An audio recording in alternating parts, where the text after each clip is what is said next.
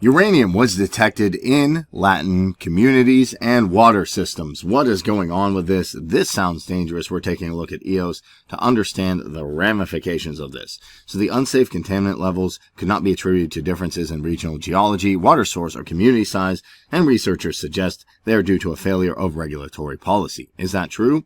We'll take a look. Unsafe uranium levels have been detected in more than 14,000 community water systems across the United States.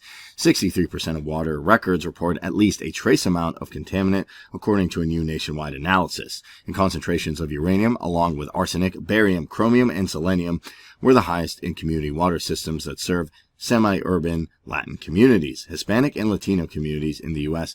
are impacted by high levels of metal concentrations in public water.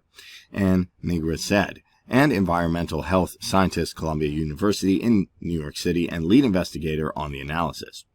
We really should have federal, financial, and technological support, and regulatory policies that are aimed at reducing exposure in these most highly exposed communities.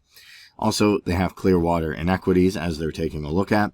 The EPA monitors community water systems for a long list of potential contaminants that can cause harm to health. And guided by the Safe Drinking Water Act and medical research, the agency sets the minimum containment level, or MCL, for 10 metals in public drinking water systems: antimony, arsenic, barium, beryllium, cadmium, chromium, mercury, selenium, thallium, and uranium.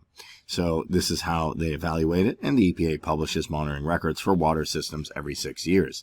But despite these efforts, regulated water systems across the country frequently report detections of lead, arsenic, or other contaminants in concentrations deemed unsafe by the EPA standards, and water contamination is also frequently reported in tribal water systems which are not regulated by the EPA.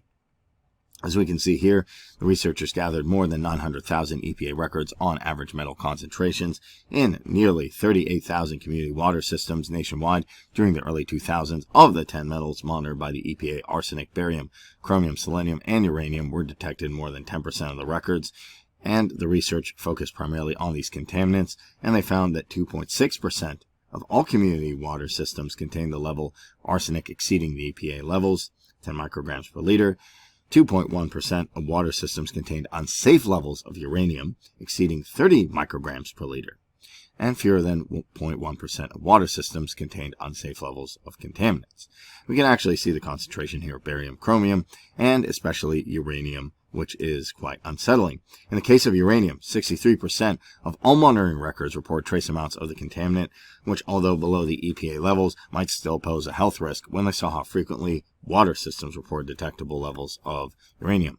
And she told her team to investigate the communities, those water systems, who bear the health risk.